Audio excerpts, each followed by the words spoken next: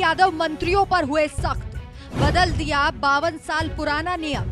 फैसले के बाद क्या बगावत करेंगे मंत्री? कौन से फैसले की हो रही है चर्चा?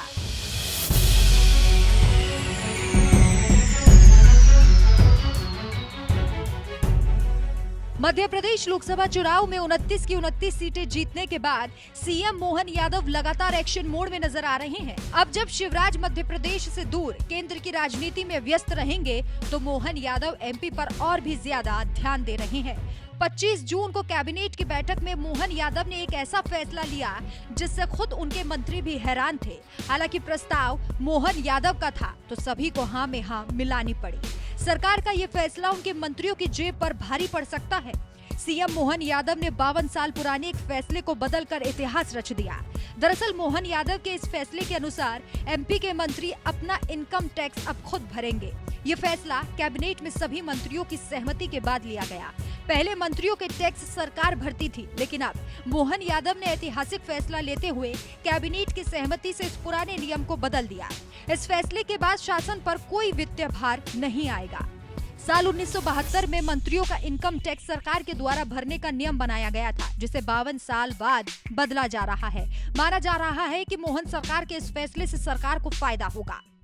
मोहन यादव ने खुद इसकी जानकारी देते हुए एक्स सोशल मीडिया पर लिखा, आज कैबिनेट बैठक में कई महत्वपूर्ण फैसले लिए गए। हमने फैसला किया है कि हमारे मंत्रीगण इनकम टैक्स की दृष्टि से स्वयं का व्यय करेंगे। वो शासन से कोई वित्तीय सहायता नहीं लेंगे। आयकर की दृष्टि से 1972 के नियम में बदलाव हो रहा है। वहीं प्रदेश के किसी भी जवान के शहीद हो जाने पर देने जाने वाली राशि में 50% शहीद की पत्नी और 50% राशि माता पिता को दी जाएगी। मोहन सरकार इस नियम को ऑर्डिनेंस के जरिए बदलेगी। नगरीय प्रशासन और संसदीय कार्य मंत्री कैलाश विजयवर्गीय ने इस फैसले को लेकर पूरी जानकारी दी। क्या कुछ कहा उन्होंने, आप खुद सुनिए। आज एक और महत्वपूर्ण निर्णय लिया। आज हमारे यशस्वी मुख्यमंत्री डॉक्टर मोहन यादव जी ने मंत्रिमंडल के सामने एक सुझाव दिया कि जो मंत्रिमंडल के सदस्यों को वेतन भत्ता मिलता है, उस पे लगने वाला इनकम टैक्स राज्य सरकार भरती थी।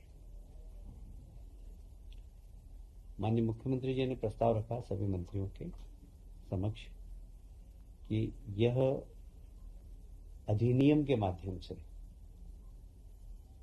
राज्य सरकार मंत्रियों के भत्ते पर लगने वाला इनकम टैक्स राज्य सरकार भरे।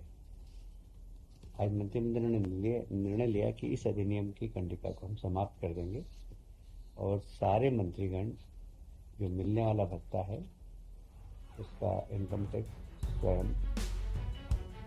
इसके अलावा भी मोहन सरकार ने 5 मुख्य फैसले लिए हैं। आपको ग्राफिक्स के जरिए बताते हैं। मंत्रियों को मिलने वाले वेतन भत्ते पर लगने वाले इनकम टैक्स को अब सरकार नहीं भरेगी। मंत्री को ये टैक्स खुद भरना होगा।